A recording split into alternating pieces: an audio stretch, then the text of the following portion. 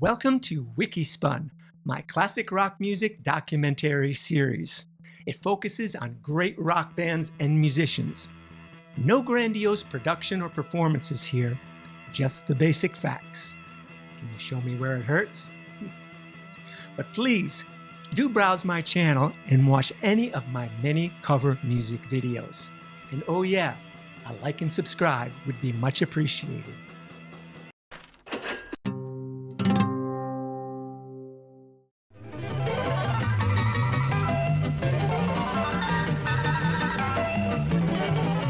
Before the stadium anthems and the wall of marshals, there was one man who wanted to make the guitar louder, faster, and stranger than anyone thought possible.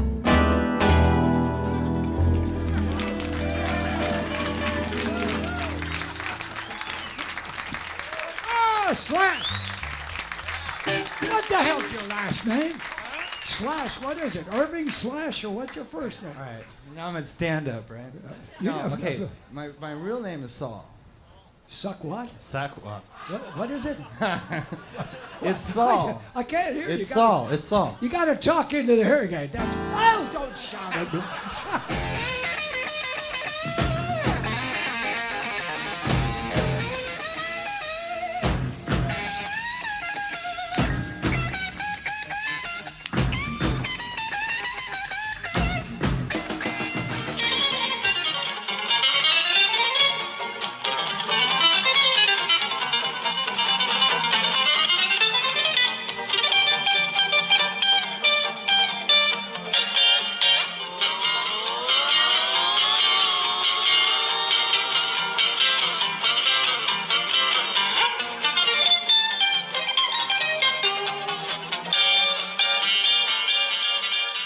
He didn't just play the music, he invented the tools to record it.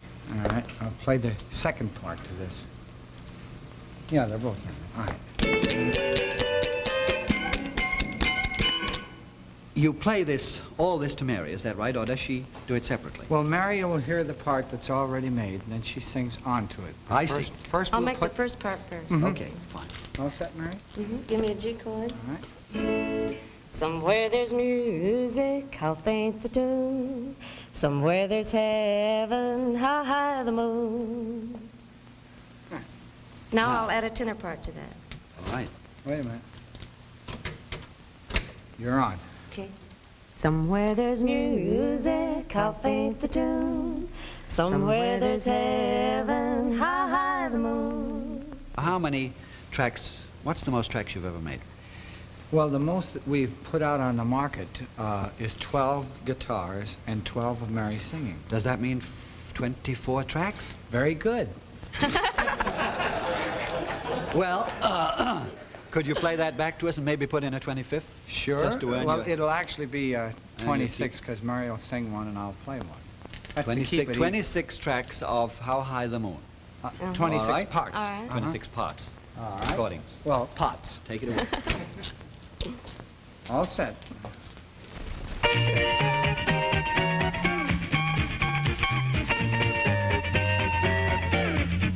Somewhere there's music, how faint the tune. Somewhere there's heaven, how high the moon. There is no moon above, and love is far away too. Till it comes true that you love me and I love you. Somewhere there's music, how near, how far. Somewhere there's heaven, it's where you are. The darkest night would shine if you would come to me soon. And until you will, still my heart, how high the moon.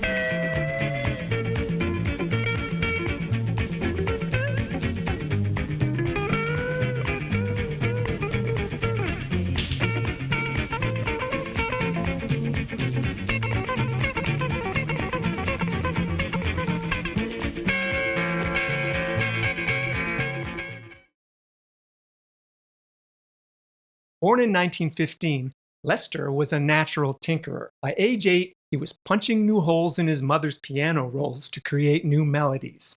To solve the feedback of hollow bodies, Les built the Log. He took it to Gibson in 1941, and they called it a broomstick with pickups. A lot of people frowned upon an electric guitar Is it true that the Gibson people didn't want to make your guitar? Oh, it was more than true. From 41 to 51, I heard nothing from Gibson except they wished that I would quit playing that thing.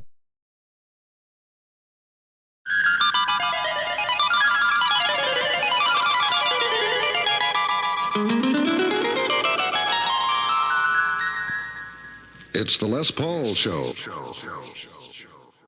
Okay, when I was again at the house and working in the control room with Dad, Dad came to me one day and he says, listen, I need such and such a guitar. And I said, okay, I know where it is. And I went downstairs to get it, brought it up, and it was just absolutely stunning.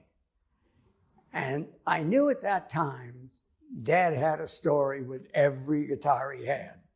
So I asked him, I said, Dad, I said, what's the story with this one? The second time was the charm.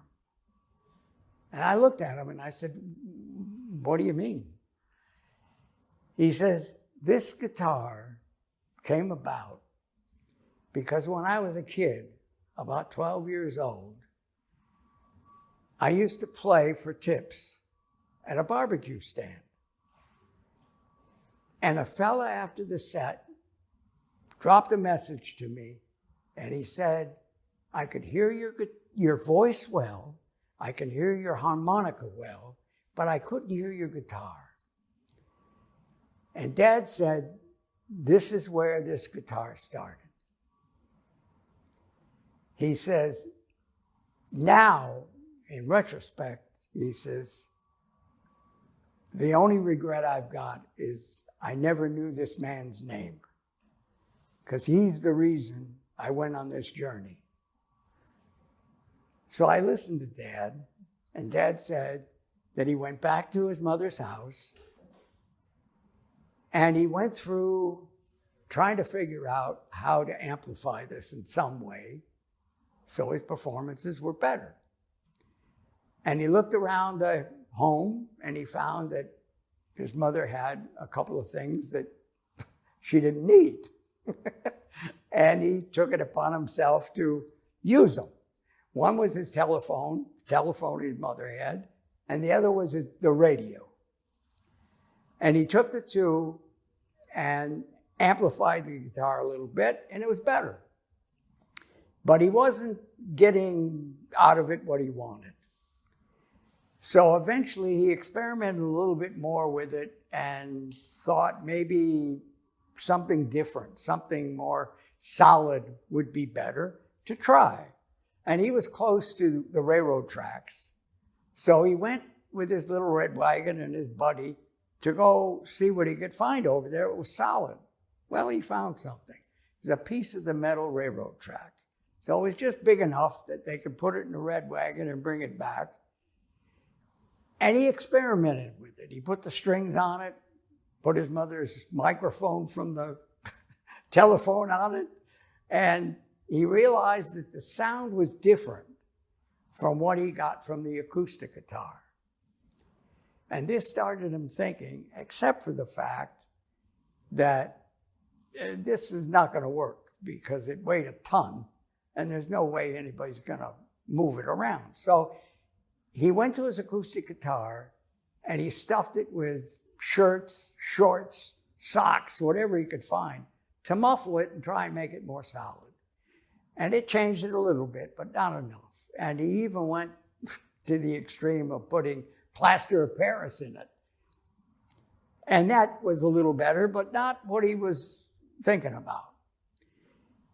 And a few years later, when he was not recording, but performing, he was performing in New York City. He wanted to find some place where he could have proper tools and make something that was more correct. And he located Epiphone. They had a place in town, Epiphone Guitar, and they had a shop. And he went over and talked to them and kind of got on their good side, became good friends with them. And that's where he started to experiment with what he called the log.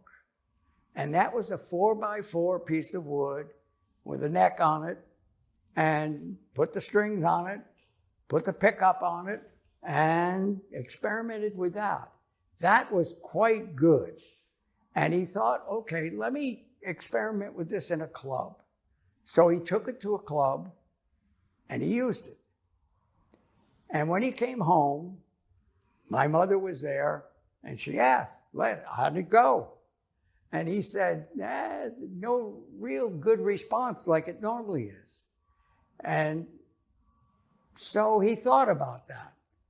And he said, well, maybe it's got something to do with the fact that it looks like a 2x4 and not a guitar. So he went back to Epiphone's shop and put the wings on it. And it looked more like a regular guitar. And he went back to the club, same song, and played it. And when he came home that night, my mom asked him again, what happened? And he said, it was perfect. They reacted like they normally do. They loved it. He says, I think I learned something new. And she said, what's that? And he said, I believe people hear with their eyes. Okay. So he went on from there, and years passed by. And then in 1941, he figured he was ready for Gibson. And he had his eyes on Gibson. And Gibson, at that time, not only made guitars, but made mandolins, made acoustical upright basses, violins, cellos.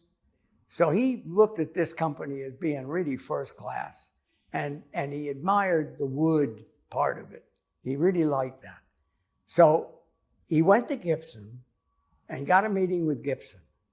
Gibson sat down with him, listened to what he had to say. He brought the log with him, which was definitely proven, and they turned him down. They said, thanks, but no thanks. And that was that meeting.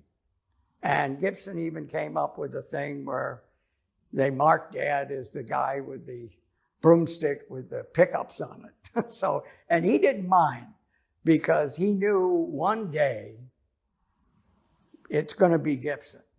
But he carried on. So then he went on, and still around 1941, he went back to Epiphone, which Epiphone had a stock guitar he thought he could use, with modifications, of course. And he put metal plates, he just couldn't stop. And he made, between 1941 and 1946, he made 3 of them.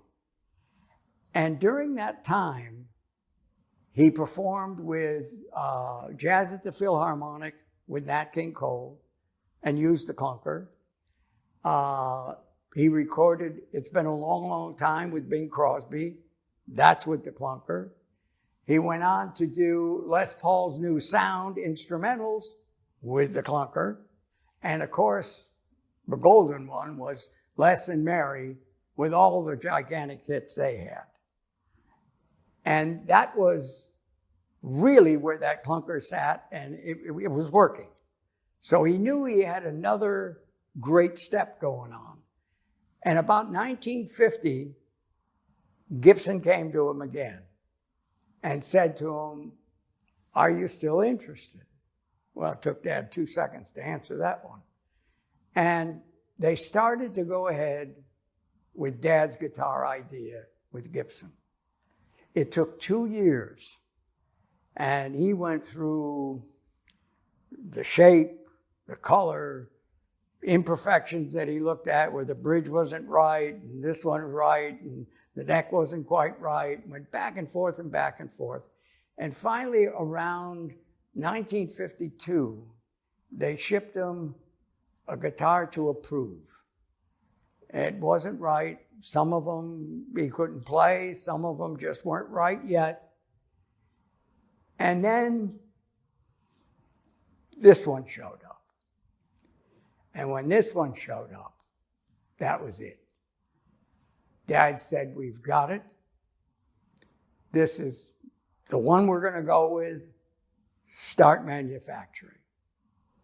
And Dad said to me, "This is my number one."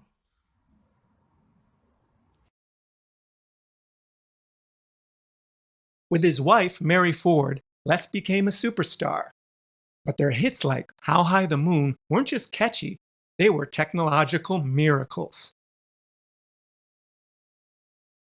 Long before the term shredding existed, Les was doing it. He used variable tape speeds to play lines that were humanly impossible at the time. We turn the tape machines on.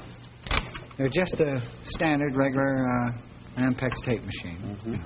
And we play the first part on the guitar. This is the rhythm part. Goes,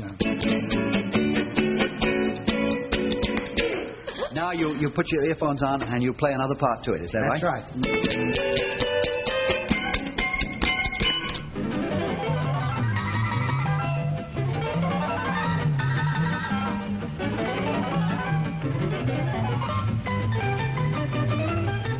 Funny thing, long before the prevalent AI and fake guitar videos that clutter YouTube today, Les Paul was literally inventing the technological tricks that are still used in both home and professional recording studios to this day. Many years ago, Mary and I started out making some multiple recordings, and in the effort of doing this, I struck on the idea, besides inventing the multiple tape machine, the solid body guitar, all this garbage, I came up with an idea, and I said, how can I do this on the stage so that you get the same sound that you get on the records?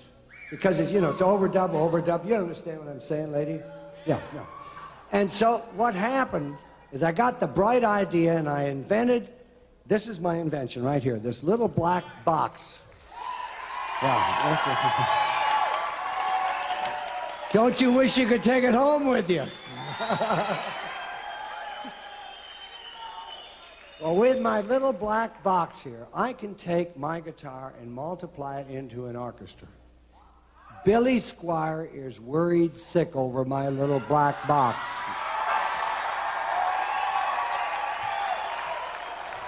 Now, I'd like to show you how it works. I'm going to start with one guitar and multiply it into an orchestra, and then I can do with those guys, you know, out. Here's how it goes.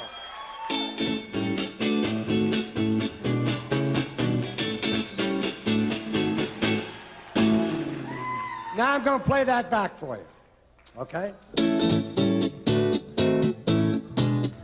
That's not bad, right? Now I had a bass part. Now watch.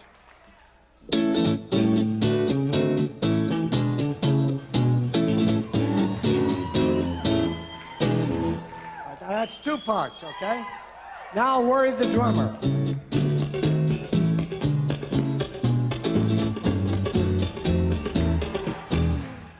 Three parts, okay?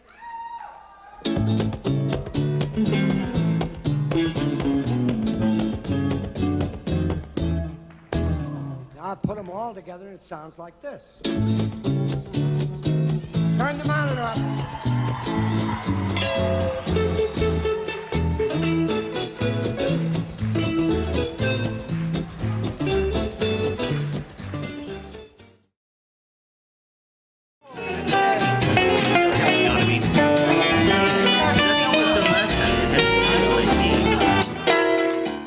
Les Paul passed away in 2009 at 94, but he remains the only person inducted into both the Rock and Roll Hall of Fame and the National Inventors Hall of Fame. I wish to thank all of you that made it possible for us to succeed in what we were doing. Thank you.